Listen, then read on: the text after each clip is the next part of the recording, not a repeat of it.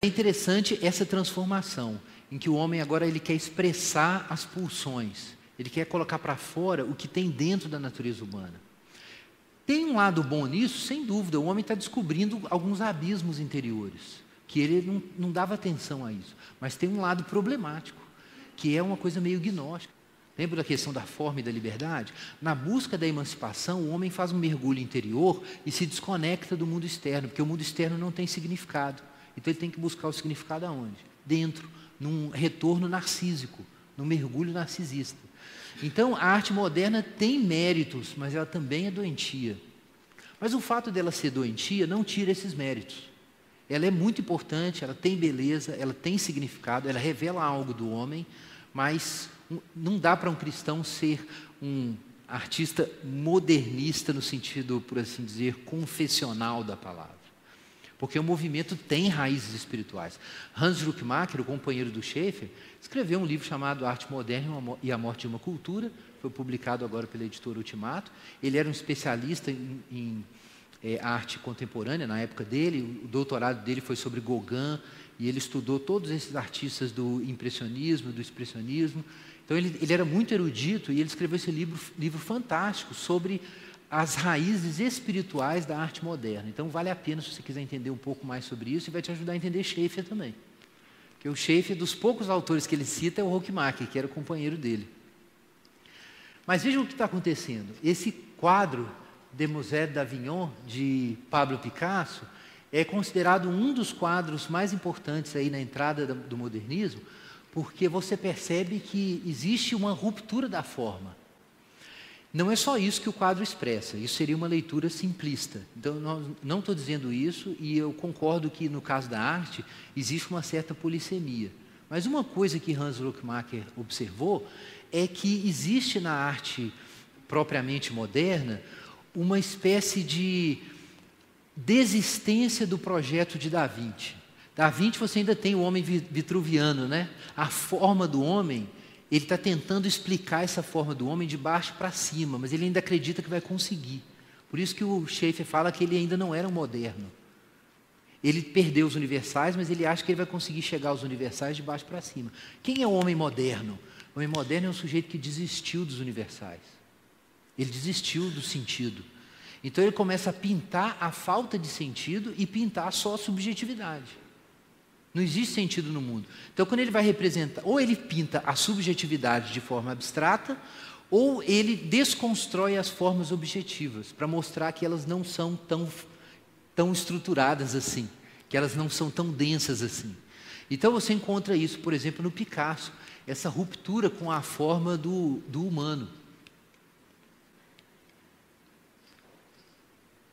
Então aqui, por exemplo, a mulher na cadeira. É difícil enxergar a mulher, né? Mas é interessante o experimento cubista. Porque o experimento cubista está querendo representar coisas por meio de uma forma muito simples. É como se fosse aquele procedimento geométrico do Da Vinci, mas sem nenhuma pretensão mais de encontrar conexão. Então o que você faz? Você pega a forma e traduz em termos de certos padrões de cores e de certos padrões geométricos que mostram um substrato da vida humana. Qual é esse substrato? É que de fato a gente é composto. Mas a gente não é só composto. É claro que a gente é pó. Dá para fazer uma análise do corpo humano e explicar tudo que o corpo humano é, por exemplo, simplesmente em termos de componentes químicos? É claro que é possível. Mas o ser humano é feito meramente dos componentes químicos? Claro que não. A bioquímica não é suficiente para dizer o que o homem é. O que acontece é que, com a perda da transcendência, o artista desiste de tentar representar o que o homem é de fato. Então, quando ele vai falar, entre aspas, objetivamente do homem, o que ele faz? Desmancha o homem.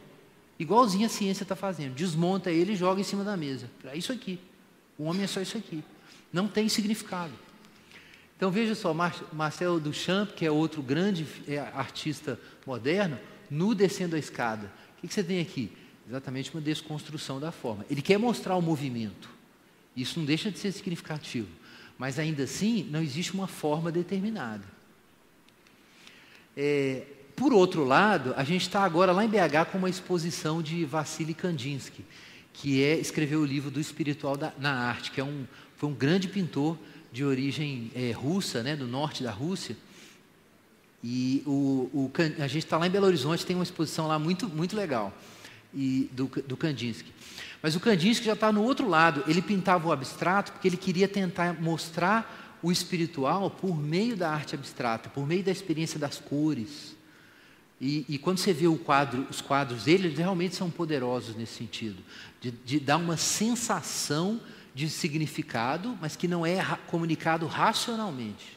É comunicado por meio de uma experiência estética e sem forma definida. É simplesmente pelo jogo de cores e com essas formas que tinha alguns padrões, sem dúvida. Se você comparar os quadros do Kandinsky, você vai ver que esses padrões, assim, eles se repetem sempre nos quadros, posicionados de formas diferentes. E é meio que parte do jogo dele, do jogo simbólico dele. Mas ele está no outro extremo, quer dizer, ou você desconstrói a imagem objetiva, ou então você expressa o subjetivo. A arte moderna faz essas duas coisas. Ela desconstrói a forma e tenta afirmar a liberdade sem forma. São os dois movimentos que você encontra nela. Não deixa de ser altamente revelador sobre como funciona a modernidade. De fato, é uma arte que interpreta o homem contemporâneo.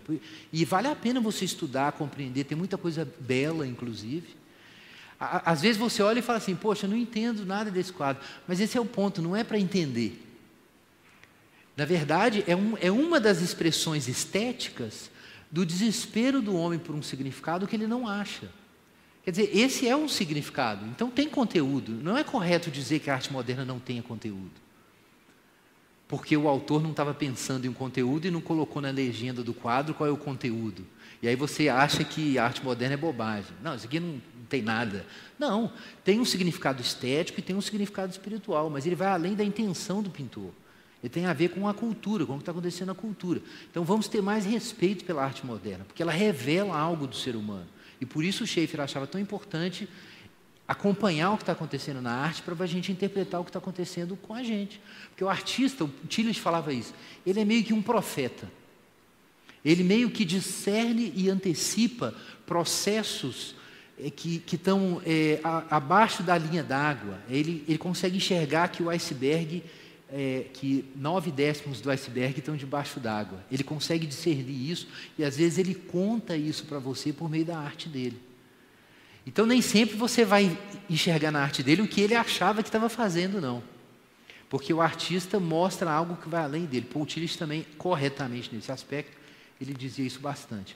A gente usa muito no Labri, como ilustração, esse quadro de Salvador Dalí, que é como se fosse, a gente poderia dizer, não era a intenção de Dalí, mas ele reproduz muito bem a ideia que o Schaeffer atacava do salto irracional. O que é isso? O mundo do andar de baixo é vazio, geométrico e sem esperança. Ele não tem significado. O que você tem são os quadrados. Tipo assim, o que você faz com isso? Mas existe um significado se você olhar para cima. Só que esse significado é abstrato, ele não toca o chão. Ele não está enraizado na realidade temporal, ele está suspenso.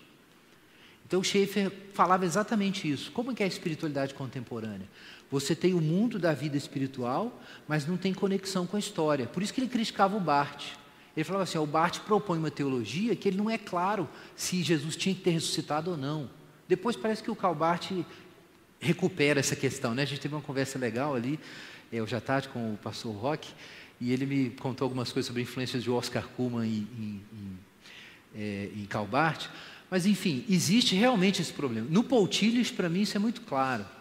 Que no Paul Tillich existe essa ruptura entre os símbolos religiosos e a realidade do tempo e do espaço. É por isso que o Schaeffer escreveu, por exemplo, um livro chamado Gênesis do Tempo e do Espaço. Ele estava preocupado em argumentar que a nossa fé tem que ter uma conexão com a história, com a realidade temporal, com a realidade cósmica. Não pode ser um campo de experiências religiosas místicas que não tem relação com a vida concreta.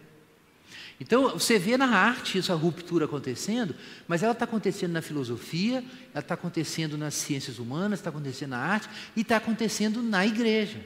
E é exatamente o que você encontra quando o sujeito tem uma vida secular que não tem nenhum significado e ele tem uma vida espiritual que é totalmente irracional.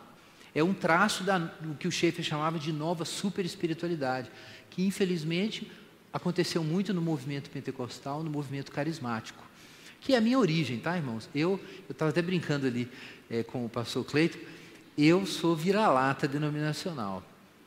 Eu não tenho, embora eu possa dizer, eu estou sendo injusto, meu bisavô foi um missionário famoso da Convenção Batista Brasileira, mas eu não venho de uma denominação reformada, que tem uma teologia bem organizada, não foi minha experiência. Depois é que eu fui levado pelo Senhor a articular melhor a minha visão da realidade, minha teologia. Mas o fato é que eu experimentei isso na pele. E eu simpatizo muito com os irmãos que passaram por isso. Essa desconexão entre a sua vida racional e seus projetos para o mundo temporal e histórico e a sua vida espiritual, né? E sua relação com Deus, né? Todo mundo aqui deve ter tido aquela experiência na reunião de oração de falar assim: pastor, você pode orar pela minha vida espiritual e pela minha vida material? É isso aqui, gente, ó. Salvador Dalí. Salvador Dalí interpreta isso, está mais de acordo com Salvador Dalí do que com a Bíblia, viu? Isso está mais pós-moderno que bíblico, né? Então, a cruz das Escrituras, ela está firmemente enraizada no chão da história, da realidade, dos relacionamentos. E essa era a questão do Schaeffer, por isso o título da nossa palestra. É o quê? É o problema da realidade. Como o homem tentou achar significado dentro do tempo e abandonou Deus, ele não acha significado dentro do tempo, então ele rompe a sua relação com o tempo e tenta um salto místico. Quer dizer, ele perde o contato com o mundo real. O problema do incrédulo não é que ele não crê em Deus e ele vive no mundo real, não. Ele não vive no mundo real. Não é possível viver no mundo real se não for diante de Deus. E o cristão tem que, o incrédulo tem que chegar perto do cristão e ter a sensação de que o cristão tem densidade, o cristão é sólido, o cristão não é um fantasma. E por outro lado, quando você encontra uma pessoa que não tem realidade, como diz o Jim Paul, que é atualmente o líder do Labri da Inglaterra, ele fala que algumas pessoas, inclusive membros de igreja, eles parecem fantasmas, quase que você dá para atravessar a mão assim através deles e voltar. Não tem realidade nenhuma. É um sujeito mega espiritual, mas com espiritualidade legalista, mística, que não tem um impacto ético, não tem um impacto histórico, não afeta a racionalidade dele, não muda a relação dele com a sociedade, só faz ele ir embora para o céu.